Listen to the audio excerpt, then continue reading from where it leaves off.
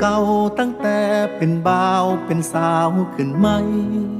เจ้างามป่านว่านางไออายก็ได้ฉายาผาแดงไทยบ้านว่าเหมาะสมเป็นสินสองตอนอ่อนเที่ยให้แต่งเพิ่นอยากเห็นเขาหาเขาแพงเบิ่งแย่งกันฮอดฟังฟันแต่หลายปีผ่านย้อนเงินย้อนงานแล้ววันเวลาเฮ็ดให้ฮักเขาห่างป่าโชคชะตาพัดพาจากกันข่าวว่าน้องนางไอมีคนป้อนไข่ได้เข้าพาควัน